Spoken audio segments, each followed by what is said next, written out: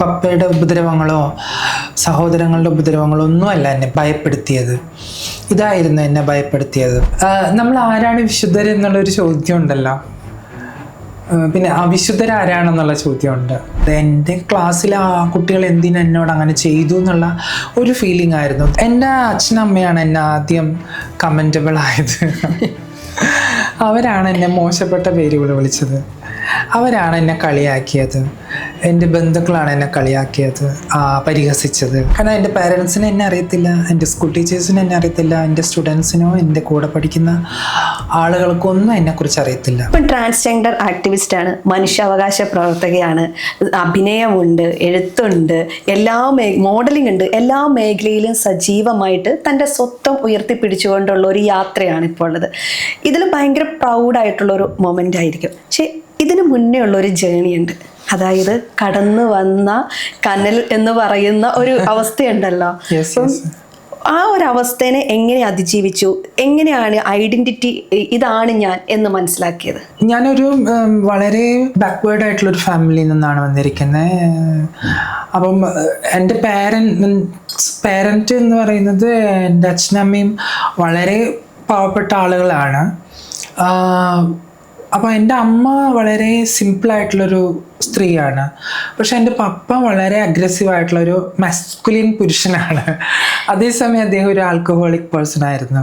അപ്പോൾ അങ്ങനെ ഒരു ഫാമിലി സിസ്റ്റത്തിൽ ജനിച്ച് വളർന്ന്, പിന്നെ എനിക്കൊരു ബ്രദർ ഉണ്ടായിരുന്നു. അപ്പോൾ അങ്ങനെ ഫാമിലി സിസ്റ്റം ജനിച്ച് വന്ന എനിക്ക് എൻ്റെ ഐഡൻറ്റിറ്റി ഒന്നും റിയലൈസ് ചെയ്യാൻ പറ്റിയിട്ടുണ്ടായിരുന്നില്ല.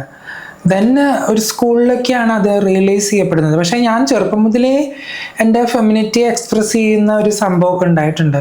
ബട്ട് സ്കൂളിലൊക്കെയാണ് എനിക്ക് ഒത്തിരി ഡിസ്ക്രിമിനേഷൻ, അത് sexual abuse, verbal abuse, mental അബ്യൂസൊക്കെ നേരിട്ട്. പിന്നീട് എപ്പോഴുമാണ് ഞാൻ തൊഴിലിടങ്ങളിലേക്ക് പോകുന്നു, തൊഴിലിടങ്ങളിൽ ഇത്തരത്തിലുള്ള പ്രശ്നങ്ങൾ ഉണ്ടാവുന്നു. പിന്നെ ഞാൻ മറ്റൊരു പട്ടണത്തിലേക്കാണ് പോകുന്നത്, ബാംഗ്ലൂർ പോലൊരു നഗരത്തിലേക്ക്. അവിടെ പോകുമ്പോഴാണ് എനിക്ക് മനസ്സിലാവുന്നത് അവിടെ എൻ്റെ സമൂഹത്തിൽ പെട്ട ഒത്തിരി ആളുകളെ കാണാൻ സാധിച്ചു. കാരണം ഞാൻ ഇവിടെ നിൽക്കുമ്പോൾ എനിക്ക് അവരെ കാണാൻ സാധിച്ചിട്ടില്ല. ഐ തിങ്ക് ഞാൻ ഒരു 2000 കാലഘട്ടത്തിലാണ് പോകുന്നത് ബാംഗ്ലൂർ. അപ്പോൾ ഇവിടെ ട്രാൻസ് ആയിട്ടുള്ള ആളുകളൊന്നും അങ്ങനെ വിസിബിൾ അല്ല, ഒരു വിസിബിലിറ്റിയിലേക്ക് വന്നിട്ടില്ല. അപ്പോൾ ആ സമയത്ത് അവിടെ പോകുമ്പോഴാണ് എനിക്ക് എന്താണ് ട്രാൻസ്, എന്താണ് ക്യൂആർ, എന്താണ് ഗേ, ലെസ്ബിയൻ ഒക്കെ മനസ്സിലാവുന്നത്. അപ്പോൾ ഞാൻ അവിടെ ചെന്ന ഒരു ഓർഗനൈസേഷനായിട്ട് ബന്ധപ്പെട്ട് നിൽക്കുമ്പോൾ ഇവിടുന്ന് മൈഗ്രേറ്റ് ചെയ്യപ്പെട്ട ഒത്തിരി മലയാളീസിനെയൊക്കെ കാണാൻ സാധിച്ചു. അങ്ങനെ അവരുമായിട്ടുള്ളൊരു ഇൻട്രാക്ഷൻ, അവിടുത്തെ കമ്മ്യൂണിറ്റി ആയിട്ടുള്ള ഒരു റിലേഷൻഷിപ്പിലൊക്കെയാണ് എനിക്ക് മനസ്സിലാവുന്നത് ഞാൻ ആരാണെന്ന്. ഈ പ്രായത്തിലൊക്കെയും ഒരു മാനസിക സമ്മർദ്ദത്തിലൂടെ കടന്നുപോയിട്ടുണ്ടാവും. സ്വാഭാവികമായിട്ടും നമ്മളെ ആരും മനസ്സിലാക്കുന്നില്ലല്ലോ എന്നുള്ള വേദന, അല്ലെങ്കിൽ എന്നിൽ എന്താണ് സംഭവിക്കുന്നത്, ഞാൻ എന്തിനാണ് മാറ്റി നിർത്തപ്പെടുന്നത്, ഇത്തരം ചോദ്യങ്ങൾ നമ്മൾ ഉള്ളിൽ ചോദിച്ചു തുടങ്ങുള്ളൂ. നമ്മളൊന്ന് ഡിപ്രഷനിലേക്കോ നമ്മളൊന്ന് ഇരുന്ന് പോകാനുള്ളൊരവസ്ഥ, ഞാൻ പറഞ്ഞത് നമ്മളൊന്ന് എന്താണ് നമുക്ക് സംഭവിക്കുന്നതെന്ന് മനസ്സിലാവാത്തൊരവസ്ഥയുണ്ട്. അവിടുന്ന് ഇപ്പോഴുള്ളൊരു യാത്ര എന്ന് പറഞ്ഞാൽ ഏറ്റവും പ്രൗഡായിട്ടുള്ളൊരു മൊമെൻറ്റിൽ ഇങ്ങനെ ഉണ്ട്. അപ്പം ഈ ഒരു മാനസിക സമ്മർദ്ദത്തെ അല്ലെങ്കിൽ ഒരു പ്രയാസത്തെ എങ്ങനെയാണ് അതിജീവിച്ചത്? തീർച്ചയായിട്ടും നമ്മളൊരു മാനസിക പ്രയാസം വരുമ്പോൾ നമ്മൾ എന്താ ചെയ്യുക, നമ്മൾ ആരെങ്കിലും സപ്പോർട്ടീവ് സിസ്റ്റത്തിലേക്ക് ഉണ്ടോ എന്നാണ് നമ്മൾ സെർച്ച് ചെയ്യുന്നത്. അപ്പം എൻ്റെ കാലഘട്ടത്തിൽ അങ്ങനെ ഒരു സെർച്ചിങ്ങിൻ്റെ മെത്തേഡൊന്നുമില്ല. കാരണം എൻ്റെ പാരൻസിനെ എന്നെ അറിയത്തില്ല, എൻ്റെ സ്കൂൾ ടീച്ചേഴ്സിനെ എന്നെ അറിയത്തില്ല, എൻ്റെ സ്റ്റുഡൻസിനോ എൻ്റെ കൂടെ പഠിക്കുന്ന ആളുകൾക്കൊന്നും എന്നെക്കുറിച്ച് അറിയത്തില്ല. ഇന്നത്തെ പോലെ ടെക്നോളജിയോ സൈബർ സ്പേസ് ഒന്നും ഇല്ല. അപ്പോൾ യഥാർത്ഥത്തിൽ ഞാൻ വലിയൊരു ട്രോമയിലായിരുന്നു. ഇതിൽ പ്രധാനപ്പെട്ട ട്രോമ എന്ന് പറയുന്നത്, ഇപ്പോൾ നമ്മൾ റേപ്പ് എന്ന് പറയുമല്ലോ, റേപ്പ് എപ്പോഴും പെൺകുട്ടികൾക്കാണ് സംഭവിക്കുന്നത് എന്ന് പറയും. പക്ഷേ എൻ്റെ ഒരു 8th സ്റ്റാൻഡേർഡിലൊക്കെ എനിക്ക് അങ്ങനെ സെക്ഷൽ അബ്യൂസ് സംഭവിക്കുമ്പോൾ അത് റേപ്പായിട്ടല്ല എനിക്ക് ഫീൽ ചെയ്തത്. എൻ്റെ ക്ലാസ്സിലെ ആ കുട്ടികൾ എന്നോട് അങ്ങനെ ചെയ്തു എന്നുള്ള ഒരു ഫീലിംഗ് ആയിരുന്നു. ദെൻ അത് ഇങ്ങനെ റൊട്ടേറ്റ് ചെയ്ത് പോയിക്കൊണ്ടിരുന്നു, ഒത്തിരി പേര് അങ്ങനെ ഉപയോഗിച്ചുകൊണ്ടിരുന്നു. അപ്പം ആ കാലഘട്ടത്തിൽ എൻ്റെ ശരീരം അത്രത്തോളം ഒരു സെക്ഷൽ സെക്ഷൽ ആക്ടിവിറ്റിക്ക് പറ്റുന്നൊരു ശരീരമല്ല. അപ്പോൾ ആനൽ സെക്സ്, ഓറൽ സെക്സ് ഒക്കെയാണ് ആ സമയത്ത് ചെയ്യിപ്പിക്കുന്നത്. അപ്പോൾ മുതിർന്ന പുരുഷന്മാരാണ് അത് ചെയ്യുന്നത്. അപ്പോൾ പിന്നെ എനിക്ക് STI പോലുള്ള സംഭവങ്ങളൊക്കെ വന്നു ആ സമയത്ത്. അപ്പം അത് എൻ്റെ അമ്മയോട് പറയാനും അമ്മേനെ കൺവിൻസ് ചെയ്യാനും അമ്മ അത് മനസ്സിലാക്കാനും പിന്നെ നമ്മൾ ട്രീറ്റ്മെൻറ്റിന് പോകാനൊക്കെയുള്ള ഒരു വലിയൊരു ബുദ്ധിമുട്ടാണ്. അതാണ് ശരിക്കും എന്നെ തളർത്തിയത്. അതേ കളിയാക്കലുകളോ എൻ്റെ പപ്പയുടെ ഉപദ്രവങ്ങളോ സഹോദരങ്ങളുടെ ഉപദ്രവങ്ങളോ ഒന്നുമല്ല എന്നെ ഭയപ്പെടുത്തിയത്. ഇതായിരുന്നു എന്നെ ഭയപ്പെടുത്തിയത്. പോകെ ഞാനതിൽ നിന്നൊക്കെ റിക്കവറായി. പക്ഷേ എനിക്കിപ്പോഴും അതിൽ ആകുലതയുണ്ട്. കാരണം ഇപ്പം നമ്മളിങ്ങനെ തുറന്നു പറയാനുള്ള സാഹചര്യമില്ലാത്ത സ്ഥലം തന്നെയാണ് ഇപ്പോഴും സ്കൂളുകൾ, ഫാമിലി സിസ്റ്റം എല്ലാം. ഇന്നിപ്പോൾ സൈബർ സ്പേസും ഇൻ്റർനെറ്റ് സ്പേസും ഒക്കെ ഉണ്ടെങ്കിൽ പോലും സെർച്ച് ചെയ്യാനൊക്കെ പറ്റും. പക്ഷെ എന്നിരുന്നാൽ പോലും ഇത്തരം പീഡനങ്ങൾ ഇപ്പോഴും സഹിക്കേണ്ടി വരുന്ന കുട്ടികളുണ്ട്. അപ്പം ഞാൻ അനുഭവിച്ച പോലുള്ള ഒത്തിരി സാഹചര്യങ്ങൾ അവർ കടന്നു പോയിട്ടുണ്ടാവും. അപ്പോൾ നമ്മൾ പറയുന്ന ഈ കുട്ടികൾക്ക് നേരെയുള്ള ലൈംഗിക അതിക്രമം എന്ന് പറയുന്നത് അത് പെൺകുട്ടികൾക്ക് മാത്രമല്ല, ഡൈവേഴ്സിറ്റി ഉള്ള ഒത്തിരി അനേകം ഐഡൻറ്റിറ്റികൾക്ക് അത് സംഭവിക്കാം. അത് ആൺകുട്ടികൾക്കും പെൺകുട്ടികൾക്കും അല്ലെങ്കിൽ ഇത്തരത്തിലുള്ള ജെൻഡർ നോൺ കൺഫോമിങ് ആയിട്ടുള്ള കുട്ടികൾക്കും. നമ്മൾ അങ്ങനെ തന്നെ പറയണം, ജെൻഡർ നോൺ കൺഫോമിങ് കുട്ടികൾ. അവരെപ്പോഴാണ് അവരുടെ ഐഡൻറ്റിറ്റി തുറന്ന് പറയുന്നത്, അപ്പോഴാണ് അവരുടെ ഐഡൻറ്റിറ്റി നമ്മൾ അഡ്രസ്സ് ചെയ്യേണ്ടത്. അതുപോലെ എന്നെ ഭയങ്കര ചിന്തിപ്പിച്ചിട്ടുള്ള ഒരു പ്രയോഗമായിരുന്നു, വിശുദ്ധർക്ക് പഞ്ഞമില്ലാത്ത ഇടങ്ങളിൽ കൊതിയോടെ അവിശുദ്ധിയോടെ ജീവിക്കുന്ന മനുഷ്യർ.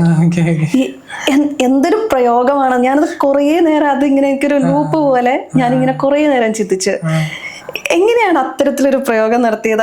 അതിന്റെ പിന്നിലെ കഥയൊന്ന് പറയാമോ? യഥാർത്ഥത്തിൽ അത് ഞാൻ കടമെടുത്തതെന്ന് പറയാം. എനിക്കത് എൻ്റെ ഒരു ഫ്രണ്ടുണ്ട്. അപ്പം എൻ്റെ ചില കാര്യങ്ങളൊക്കെ എനിക്ക് ചെയ്തിരുന്നത് ഹരിയാണ്. ഹരി എന്ന് പറഞ്ഞിട്ട് സോഷ്യൽ മീഡിയയിലൊക്കെ പല കാര്യങ്ങളും. അപ്പം എൻ്റെ ഫോട്ടോസൊക്കെ അവർ എടുത്ത് തരാറുണ്ട്. അപ്പം ഞാൻ ഇങ്ങനെ എനിക്കൊരു ക്യാപ്ഷൻ വേണം എന്നൊക്കെ പറഞ്ഞപ്പം ഹരിയാണത് എനിക്ക് ചെയ്തു തന്നത്. അത് പലരും ചോദിക്കാറുണ്ട് എന്നോടാണ് കേട്ടോ. അപ്പം അതിൻ്റെ അന്ന് എനിക്കത് തരുമ്പോൾ ഞാനതിൻ്റെ അർത്ഥം വായിച്ചു നോക്കുമ്പോൾ എനിക്കത് ഭയങ്കര ആപ്റ്റായിട്ട് തോന്നി. കാരണം നമ്മൾ ആരാണ് വിശുദ്ധർ എന്നുള്ളൊരു ചോദ്യം ഉണ്ടല്ലോ, പിന്നെ അവിശുദ്ധരാരാണെന്നുള്ള ചോദ്യമുണ്ട്. ഈ വിശുദ്ധിയുടെയും അവിശുദ്ധിയുടെയും കൂട്ടുകെട്ടിൽ ആരൊക്കെയാണ് മാറ്റി നിർത്തപ്പെടുന്നത് എന്നുള്ളതും ഒരു പ്രശ്നം ഉണ്ട്. അപ്പം എല്ലാവരും എനിക്ക് തോന്നുന്നു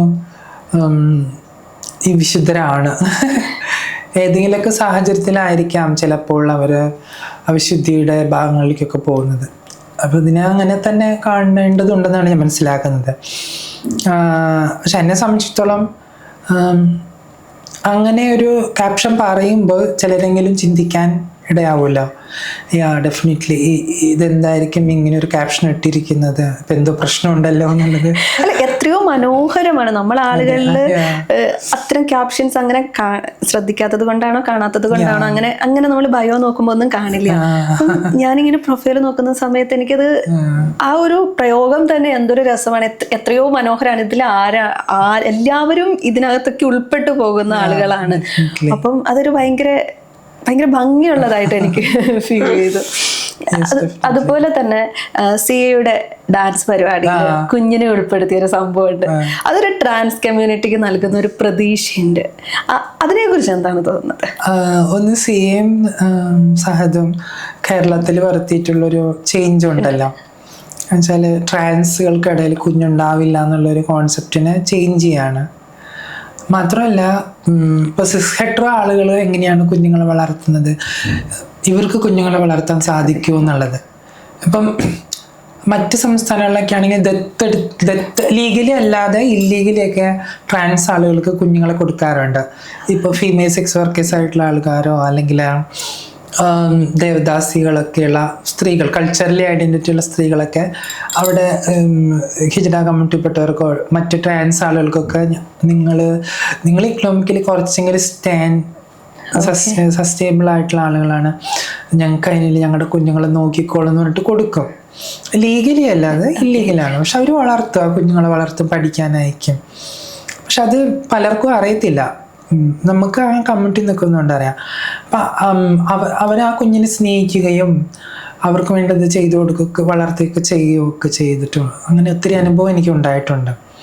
അപ്പം ഇവിടെ ഈ ഇങ്ങനെ സംഭവിക്കില്ല എന്ന് പറഞ്ഞ സമൂഹത്തിന് മുമ്പിൽ അങ്ങനെ സംഭവിച്ചു എന്നുള്ളതാണ്.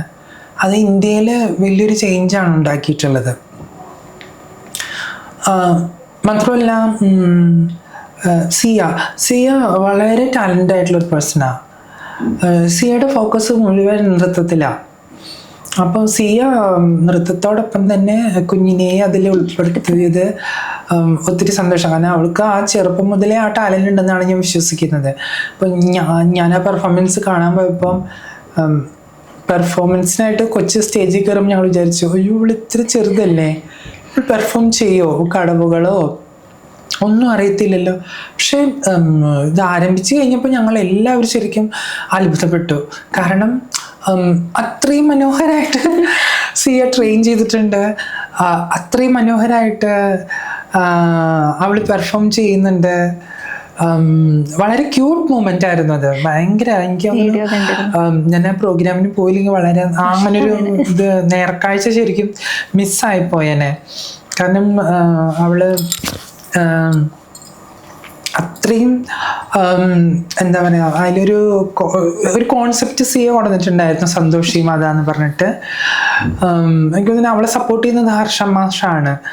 ഹർഷമാഷ് അങ്ങനെ ഒത്തിരി ട്രാൻസുകളെ സപ്പോർട്ട് ചെയ്യുന്നുണ്ട്, സഞ്ജന, സിയ, അവരൊത്തിരി പേരെ. അപ്പം സിയ തൻ്റെ ഒരു ഫാമിലി ലൈഫിനോടൊപ്പം തന്നെ ഇങ്ങനെ ഒരു കലാമേഖലയിൽ ഉയർന്നു വരുന്നുണ്ട്. അതേസമയം കുഞ്ഞിനെ ഇങ്ങനെ അതിലേക്ക് കൊണ്ടുവരാനായിട്ട് ആഗ്രഹിക്കുന്നത്. അതൊരു കൾച്ചർ ഡെവലപ്മെൻറ്റിലുള്ളൊരു ഇൻക്രീസ് ആണെന്ന് ഞാൻ വിചാരിക്കുന്നത്. അപ്പം നമ്മൾ ഈ കല എന്ന് പറയുന്നത്, നൃത്തം എന്ന് പറയുന്ന കലയിൽ എങ്ങനെയാണ് ഒരു ട്രാൻസ് ബോഡി ഇൻക്ലൂഷൻ ആവുന്നത് അല്ലേ? ഒരു ട്രാൻസ് ബോഡി ഇൻക്ലൂഷൻ ആവാൻ ഇപ്പം നമ്മൾ പറയാം മോഹിനിയാട്ടം പുരുഷന്മാർ കളിക്കരുതെന്ന് പറയുന്ന ഒരു കാലഘട്ടത്തിലാണ് നമ്മളുള്ളത്. അപ്പോൾ അവിടെ ഒരു വിവേചനമുണ്ട്. അല്ലെങ്കിൽ പെൺകുട്ടികൾക്ക് സൗന്ദര്യം വേണം, കറുത്ത പെൺകുട്ടികൾ നൃത്തം ചെയ്യരുതെന്ന് പറയുന്ന ഒരു സ്ഥലം കൂടിയാണ് ഈ കാലഘട്ടത്തിൽ അത് നമ്മൾ സംസാരിക്കുന്നത്. നമുക്ക് വളരെ അത്ഭുതം തോന്നുന്നു എങ്ങനെയൊക്കെ സംസാരിക്കാൻ പറ്റുന്നത്. കാരണം ഇപ്പം നമ്മൾ ഏത് നൃത്തരൂപം എടുത്തു വയ്ക്കാലും, പ്രത്യേകിച്ച് ക്ലാസിക് കലകളിലെ ഏത് നൃത്തരൂപം എടുത്തു വയ്ക്കലും അതിൻ്റെയൊക്കെ ഫൗണ്ടറിങ് പുരുഷന്മാരാണ് അല്ലെ? മിക്ക കലകളുടെയും ഫൗണ്ടർ പുരുഷന്മാരാ. ഇപ്പം ഭരതനാട്യം ആണെങ്കിലും കുച്ചിപ്പുടിക്ക് ആണെങ്കിലും പുരുഷന്മാരുടെയാണ് തോട്ട്സ്. ഈ പണ്ട് കാലത്തുണ്ടായിരുന്ന എല്ലാ നൃത്താധ്യാപകരും പുരുഷന്മാരാ, ഗുരുക്കന്മാരായിരുന്നു പലർക്കും. പിന്നീടാണ് സ്ത്രീകൾ ഈ രംഗത്തേക്ക് കടന്നു വരികയും സ്ത്രീകൾ ഗുരുക്കന്മാരായിട്ട് മാറുകയൊക്കെ ചെയ്തിട്ടുള്ളത്. പക്ഷേ കേരളത്തിലെ നൃത്താധ്യാപകരായിട്ടുള്ള ഭൂരിപക്ഷം ഇപ്പം യുവജനോത്സവങ്ങളൊക്കെ പഠിപ്പിക്കുന്നത് പുരുഷന്മാരായിട്ടുള്ള നൃത്താധ്യാപകരാ. അപ്പോൾ അവരൊക്കെ നിൽക്കുമ്പോഴാണ് ഇങ്ങനെ ഒരു ജെൻഡർ ഡിസ്ക്രിമിനേറ്റഡ് ആയിട്ടുള്ള ഒരു സ്റ്റേറ്റ്മെൻറ്റ് ഇത്തരം ആൾക്കാരുടെ ഭാഗത്തുനിന്നുണ്ടാകുന്നത് ശരിയല്ല. അത് നൃത്തം ആസ്വദിക്കാനുള്ളതാണ്, നൃത്തം അവതരിപ്പിക്കാനുള്ളതാണ്, നൃത്തം മനസ്സിലാക്കാനുള്ളതാണ്. അപ്പോൾ കല എന്ന് പറയുന്ന ഒരു കോൺസെപ്റ്റിൽ ഏത് രീതിയിലുള്ള ഇൻക്രീസ്മെൻറ്റ് വേണം, അല്ലെങ്കിൽ അതിൻ്റെ ഒരു അപ്ലിഫ്റ്റ്മെൻറ്റ് വേണം, അല്ലെങ്കിൽ അതിനൊരു ഉയർച്ച വേണം. അതേ തരത്തിലുള്ള എന്താ പറയുക, ഒരു പോപ്പുലർ കൾച്ചറിൻ്റെ ഭാഗമൊന്നുമല്ല അത് നമ്മുടെ സൊസൈറ്റി മാറുന്നതിനനുസരിച്ച് നമുക്ക് ആ പോപ്പുലാരിറ്റി വരുന്നതാണ്. കലയിലും അത്തരത്തിലുള്ളൊരു കൾച്ചർ ഡെവലപ്മെൻറ്റ് വരുന്നതാണ്. ആ ഡെവലപ്മെൻറ്റായി തന്നെ കാണണം. അപ്പം നമുക്ക് പറയാം, ഈ ശാസ്ത്രീയപരമായിട്ടുള്ള എല്ലാ സംവിധാനങ്ങളെയും മാറ്റിക്കൊണ്ടാണ് ഇവർ ഇതൊക്കെ ചെയ്യുന്നതെന്ന്. അങ്ങനെ ചെയ്യാനും സാധിക്കുമല്ലോ അല്ലേ? കാരണം ഇവരൊക്കെ വന്ന വഴി ആ പണ്ടത്തെ ശാസ്ത്രീയമായ വഴിയല്ലേ, ഇവരൊക്കെ ഇപ്പം മാറി തുടങ്ങി അല്ലേ? അതുപോലെ വേറൊരു സന്തോഷകരമായ ഒരു കാര്യം എന്ന് പറഞ്ഞിട്ടുണ്ട്, ലോക ഫോട്ടോഗ്രാഫി ദിനത്തിൽ പങ്കുവെച്ചൊരു ഫോട്ടോ. അതൊരു ഭയങ്കര രസമുള്ളൊരു ഫോട്ടോ ആയിരുന്നു. ഞാൻ ആ ഫോട്ടോ അന്ന് കണ്ടു കഴിഞ്ഞപ്പോൾ ഇങ്ങനെ കുറേ നേരം അതിൽ നമ്മളിങ്ങനെ ഇരുത്തി കളയുന്ന ഒരു ഭംഗി ആ ഫോട്ടോയ്ക്ക് ഉണ്ടായിരുന്നു. പലരും അഭിപ്രായപ്പെട്ടിട്ടുണ്ടാവുമല്ലോ, പറഞ്ഞിട്ടുണ്ടാവുമല്ലോ ആ ഫോട്ടോയ്ക്ക് അത്രയും ഭംഗി. അപ്പം ഇത്തരം ഫോട്ടോകൾ പങ്കുവെക്കുമ്പം കുറേ അധികം ആളുകൾക്ക് ഒരു ഭയങ്കര ഹാപ്പിനെസ് നൽകുന്നതിന് എനിക്ക് ഭയങ്കര ഹാപ്പിനെസ് തന്നിട്ടുള്ള ഒരു ഫോട്ടോ ആയിരുന്നു അത്. ഞാനത് കുറേ നേരം ഇരുന്ന് കണ്ടിട്ടുള്ളവർക്ക് എനിക്ക് ഭയങ്കര ഭംഗി തോന്നി ആ ഫോട്ടോയിൽ. പക്ഷെ അതിനൊരു സെക്ഷൽ കമൻറ്റുകളുണ്ട്, അതായത് ഭയങ്കര സോഷ്യൽ മീഡിയയിൽ ഉണ്ടാവുന്ന കുറേ നെഗറ്റീവ് കമൻറ്റുകളുണ്ട്. അപ്പം ഇത്തരത്തിലുള്ള കമൻറ്റുകളെ നമ്മുടെ ഒരു സന്തോഷം പൂർണ്ണമായി ഇല്ലാതാക്കുന്ന ഒരു സാഹചര്യം ഉണ്ടാവില്ല? ഇല്ല, എനിക്ക് സോഷ്യൽ മീഡിയ കമൻസ് ഒന്നും എനിക്ക് ഒരിക്കലും ഒരു സന്തോഷം ഇല്ലാതാക്കുന്നതാണ്. കാരണം എൻ്റെ അച്ഛനമ്മയാണ് എന്നെ ആദ്യം കമൻറ്റബിൾ ആയത്. അവരാണ് എന്നെ മോശപ്പെട്ട പേരുകൾ വിളിച്ചത്, അവരാണ് എന്നെ കളിയാക്കിയത്, എൻ്റെ ബന്ധുക്കളാണ് എന്നെ കളിയാക്കിയത്, പരിഹസിച്ചത്. അപ്പോൾ ആ കൊച്ചു ചെറുപ്പത്തിൽ ഈ സോഷ്യൽ മീഡിയ കമൻറ്റിനേക്കാളും വളരെയധികം ബുള്ളിങ്ങും ഹറാസിങ്ങും ഞാൻ നേരിട്ട് അനുഭവിച്ചിട്ടുണ്ട്. മനസ്സിലായോ? അപ്പോൾ എവിടെയോ ഇരുന്ന് എന്നെ അറിയാത്ത ആളുകൾ ഇടുന്ന അതൊന്നും എന്നെ ബാധിക്കുന്ന പ്രശ്നമല്ല. പിന്നെ ആസ് എ പേഴ്സൺ ഞാനൊരു ആർട്ടിസ്റ്റാണ്. അതെ. ആ ഫോട്ടോ 2019 എടുത്ത ഫോട്ടോയാണ്. ഞങ്ങളൊരു 4 മോഡൽസ് അതിൽ പെർഫോം ചെയ്തു. 5 മേക്കപ്പ് ആർട്ടിസ്റ്റുകളുണ്ടായി, ഒരു 5 ക്യാമറ പേഴ്സൺസ് ഉണ്ടായിരുന്നു. അങ്ങനെ ഒരു 10-15 ആളുകളുടെ ഔട്ട്പുട്ടാണ് ആ ഫോട്ടോ. അത് അന്നത്തെ സമയത്ത് സോഷ്യൽ മീഡിയയിൽ ഭയങ്കര വൈറലായി, ഒത്തിരി ന്യൂസൊക്കെ അതിന് വന്നു. കാരണം ട്രാൻസ് കമ്മ്യൂണിറ്റിയിൽ ആദ്യമായിട്ടായിരിക്കും അങ്ങനെ ഒരു ഹാഫ് ന്യൂഡ് ഫോട്ടോഗ്രാഫി വരുന്നത്. അപ്പം അന്ന് ഹണിക്കും സ്വീറ്റിക്കും എനിക്കും ലാൽ താടിക്കാരൻ അല്ല മോഡല്, ലാലിനൊക്കെ അത്തരത്തിലുള്ള ഇതുകളുണ്ടായിരുന്നു. അന്ന് സോഷ്യൽ മീഡിയ ആരംഭമായിരുന്നു. ഇത്രയും വലിയൊരു ഇൻസ്റ്റാഗ്രാം അല്ലെങ്കിൽ ഫേസ്ബുക്ക് ഒന്നും അത്രയും അങ്ങോട്ട് വലിയ പോപ്പുലർ ആയിട്ടുള്ളൊരു സമയമല്ലായിരുന്നു. ഐ തിങ്ക് കൊറോണയുടെ ഒരു ആരംഭവും ആ സമയമൊക്കെ. പക്ഷേ ഐ തിങ്ക് അതിനെ പങ്കുവെച്ച ഒത്തിരി ആളുകളുണ്ട്, അതിനിഷ്ടപ്പെട്ട ഒത്തിരി ആളുകളുണ്ട്. പേഴ്സണലി എനിക്ക് എന്താ പറയുക, I M A model, I M A artist. അതുകൊണ്ട് തന്നെ അങ്ങനെ ഒരു ഫോട്ടോ എടുക്കാൻ പറ്റി തന്നെ ലക്കി. മനുപേട്ടൻ ആ ഫോട്ടോയ്ക്ക് വേണ്ടി സമീപിക്കുമ്പോൾ ഞങ്ങൾ ഇത്രയും പ്രതീക്ഷിച്ചിരുന്നില്ല. ബട്ട് ആ ഫോട്ടോയുടെ ഔട്ട്പുട്ട് അത് ഒത്തിരി പേര് ഐ തിങ്ക് മലങ്കര ഓർത്തഡോക്സ് സഭയുടെ ക്രിസ്ത്യൻ മാഗസീനിൽ ആ ഫോട്ടോന്റെ കവർ വന്നിട്ടുണ്ടായിരുന്നു. യെസ്, അതെന്നെ അത്ഭുതപ്പെടുത്തിയ ഒരു കാര്യമായിരുന്നു കേട്ടോ. യെസ്, അതിന്റെ ഫേസ് വന്നിട്ടുണ്ടായിരുന്നത്. ഇപ്പൊരു മതത്തെ എന്താ പറയുക, ഒരു കമ്മ്യൂണിറ്റിയെ സൂചിപ്പിച്ച് പോയത് കൊണ്ട് തന്നെ ഞാൻ പറയട്ടെ, ഇപ്പം മറ്റ് സംസ്ഥാനങ്ങളിലേക്ക് പോവുകയാണെങ്കിൽ ട്രാൻസ് കമ്മ്യൂണിറ്റീനെ ഹിന്ദു മതമൊക്കെ കുറച്ചും കൂടെ ചേർത്ത് പിടിക്കുന്ന ഒരു രീതി ഉണ്ടാവാറുണ്ട്. നമ്മളത് കാണാറുണ്ട്, വായിച്ചിട്ടുണ്ട്. പക്ഷെ കേരളത്തിലേക്ക് വരുമ്പോൾ മതം എന്ന് പറയുന്ന ഒരു നമ്മുടെ സമൂഹത്തെ അത്ര ഇൻഫ്ലുവൻസ് ചെയ്യുന്ന ഒരു വിഭാഗം ട്രാൻസ് കമ്മ്യൂണിറ്റിയെ അത്തരം രീതിയിൽ ചേർത്ത് പിടിക്കുന്നുണ്ട് എന്ന് തോന്നാറുണ്ടോ? ഉണ്ട്. കാരണം ഇപ്പോൾ നമുക്ക് മാറിയെന്ന് പറഞ്ഞാൽ ഇപ്പം നമ്മൾ ഇപ്പം ഈ സാഹചര്യത്തിൽ നമ്മൾ പറയും ഒരു പ്രത്യേക മതവിഭാഗമാണ് നമുക്കെതിരെ തിരിഞ്ഞിരിക്കണേന്ന്. പക്ഷേ ഇതിനേക്കാൾ മുമ്പ് പല മതങ്ങളും തിരിഞ്ഞിട്ടുണ്ട്. ഐ തിങ്ക് 2010 എൻ്റെയും എൻ്റെ എക്സ് പാർട്ട്ണറുടെ ഒരു ഷോ വരുന്നുണ്ടായിരുന്നു, നമ്മൾ തമ്മിൽ. അന്ന് ഞങ്ങൾ പരസ്പരം മാലയിടുകയും ആ ഷോയിൽ സംസാരിക്കുകയും ചെയ്തു. അപ്പോൾ ഇന്നത്തെ അരുൺ കുമാർ ആയിരുന്നു അത് ഹോസ്റ്റ് ചെയ്തത്. അന്ന് 3 മതവിഭാഗത്തിൽപ്പെട്ട ആളുകൾ ഞങ്ങൾക്കെതിരെ ഉണ്ടായിരുന്നു.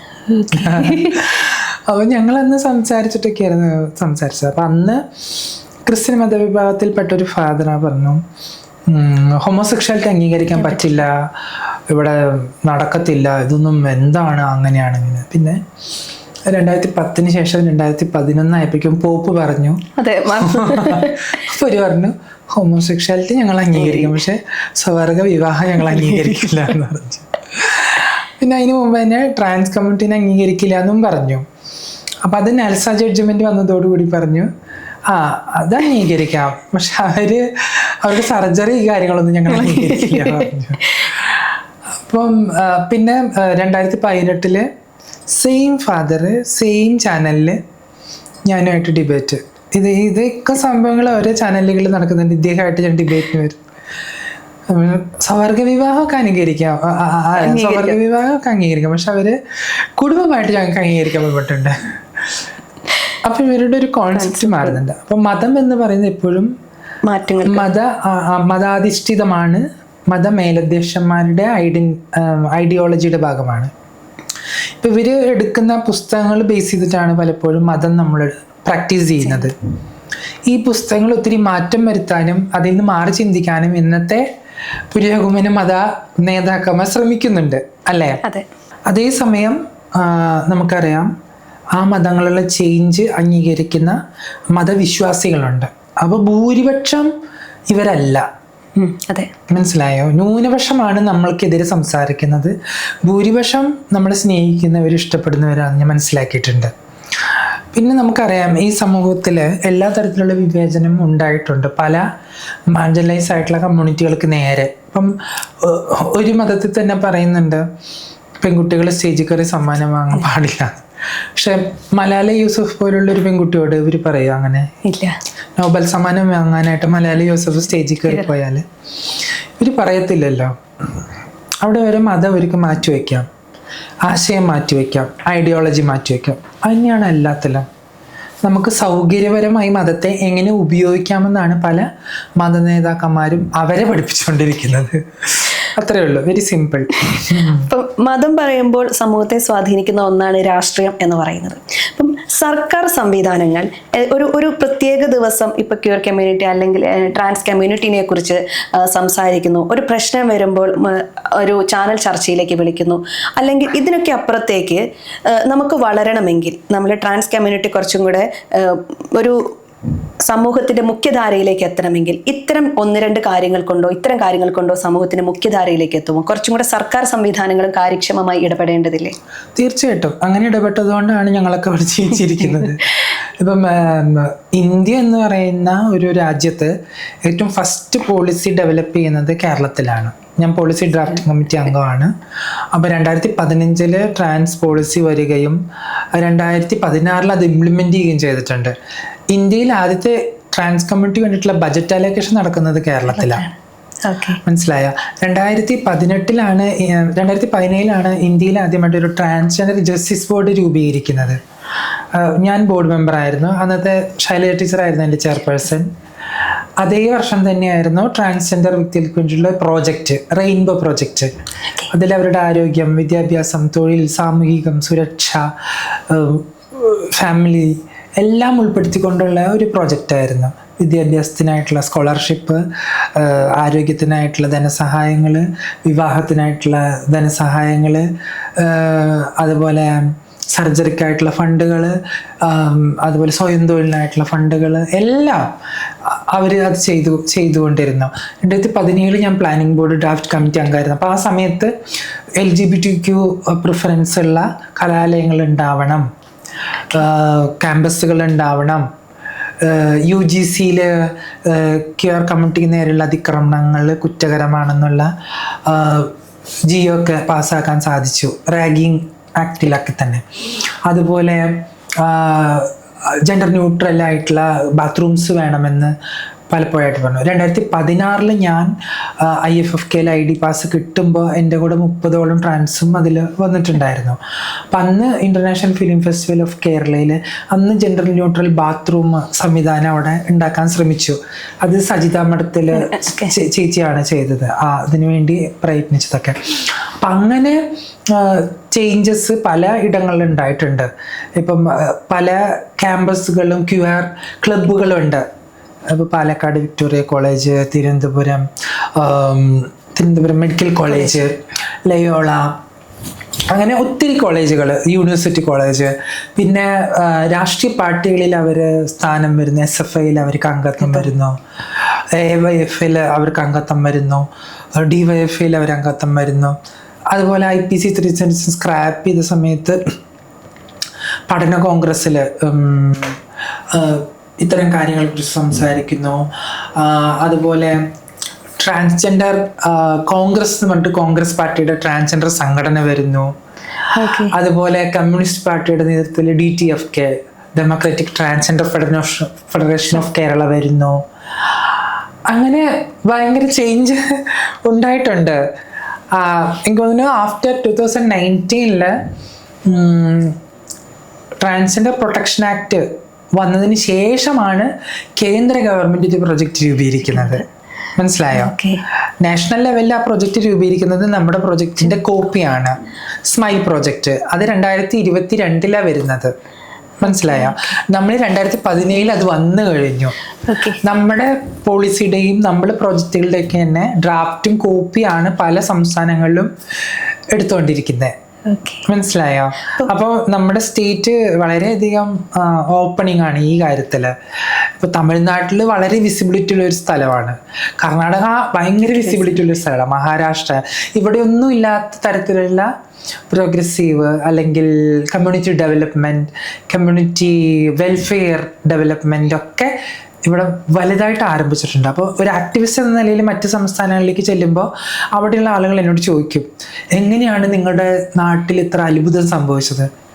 ഞാൻ പറയും, ഞങ്ങളുടെ രാഷ്ട്രീയപരമായിട്ടുള്ള നേതാക്കളൊക്കെ വളരെ ആശയപരമായിട്ട് പുരോഗമനം ഉള്ള ആളുകളാണ്. എനിക്ക് തോന്നുന്നു ശൈല ടീച്ചറും ബിന്ദു ടീച്ചറും ഒക്കെ, അല്ലെങ്കിൽ ഇടതുപക്ഷ സർക്കാർ ഒക്കെ അങ്ങനെ ചിന്തിച്ചില്ലായിരുന്നെങ്കിൽ ചിലപ്പോൾ ഇത് നടക്കില്ലായിരുന്നു എന്ന് വിശ്വസിക്കുന്ന ഒരാളാണ് ഞാൻ. അപ്പോൾ പലരും ചോദിക്കും ശീതളിന് പാർട്ടി ഉണ്ടെന്ന്. യഥാർത്ഥത്തിൽ എൻ്റെ രാഷ്ട്രീയം ഞാൻ പറഞ്ഞിട്ടില്ല എവിടെയും. എനിക്കൊരു രാഷ്ട്രീയ പാർട്ടിയിൽ മെമ്പർഷിപ്പ് ഇല്ല.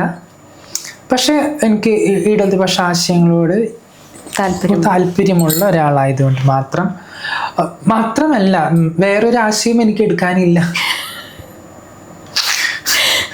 അതുകൊണ്ടാണ് അങ്ങനെ ഞാൻ സംസാരിക്കുന്നത്.